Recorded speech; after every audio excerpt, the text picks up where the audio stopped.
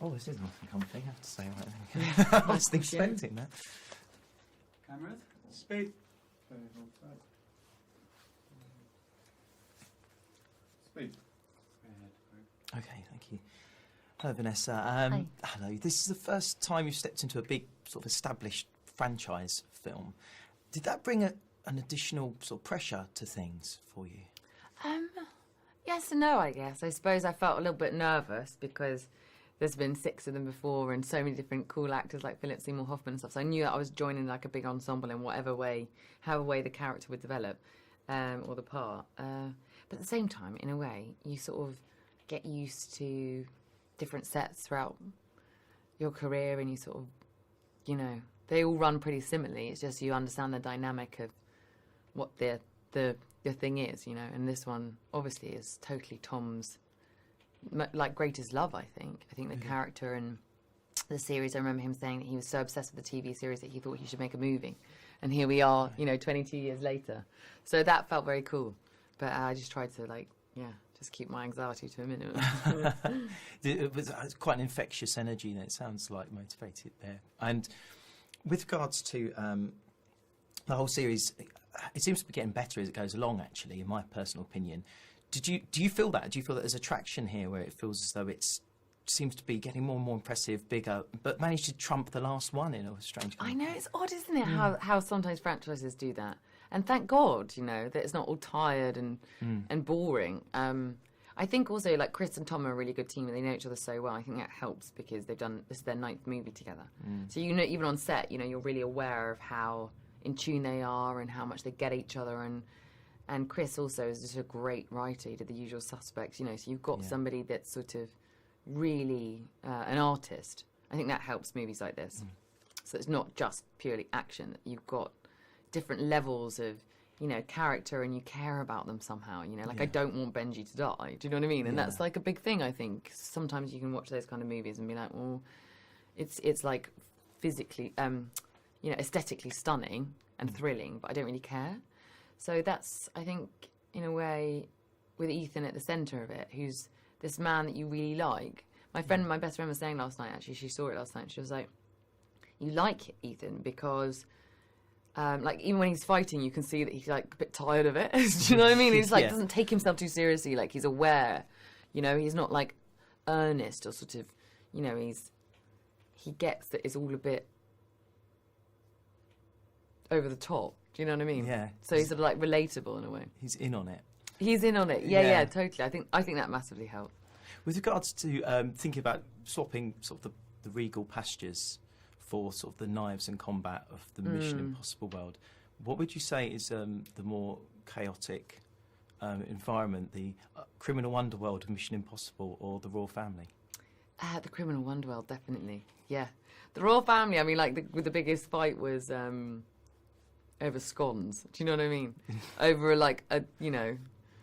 That can be quite menacing, though, if you get it wrong. That can be quite menacing. I remember Piers Morgan just being like, I'm desperate to like write like a big shootout, but the only weapon I have is like a butter knife, you know, in one of those huge, ridiculous palace rooms. It's more chaotic because, in a sense, it's more precise because Tom is so disciplined and also no one can put a foot wrong because it's so dangerous.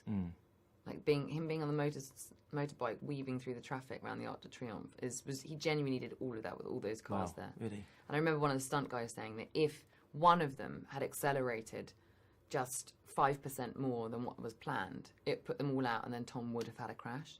So everybody in all the stunt guys, I think it was like 50 of them in cars around Tom. Yeah. Everything was so carefully planned. So there's like a precision to it, but there's also a chaos in the sense of, you know, there's lots of things happening all at once. You know, it's all evolving. The scene's evolving the night before. You don't really know what the narrative will be of your character. You just have to trust them and just go with it. And so there's lots of, like, you know, lots of factors kind of going on. It's a bit noisier. Yes, it sounds noisy and exciting at the same time, but a bit like a Swiss watch, I suppose. Yeah, it's completely a lot of precision. like that. You're incredibly prolific and with a sort of vast kind of catalogue of theatre work as well as doing television and film. Is that a hallmark of like a fierce ambition for you? And if so, have you already got designs, say, on branching out and directing or writing? Is that already in your mind? That is really kind of you to say. I definitely don't feel prolific at all. No. No, never. But yeah, my big dream is to produce my own films. And the reason for that is because I think it's a really exciting time for women. But I also think it's really important because there's now opportunities to really start representing female narratives that we haven't seen before. You know, even in these movies, traditionally, they're always the male protagonist in something like this. You know, and that's just the status quo, and we all know what we're used to seeing on screen.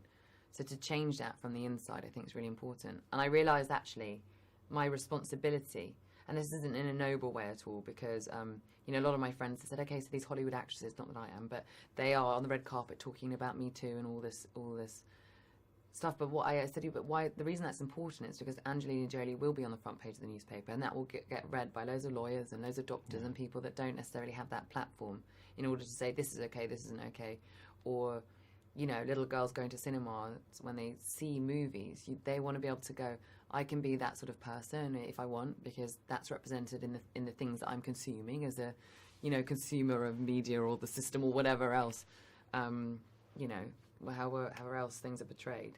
So for me, producing is a big thing, really, now, I realise. And also, actually, from an acting point of view, choosing parts from now on that are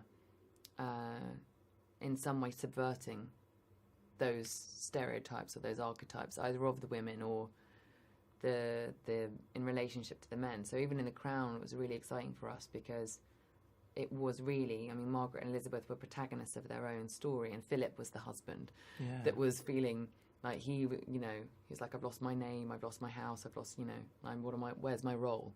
And it was subverting those things, and that was really cool.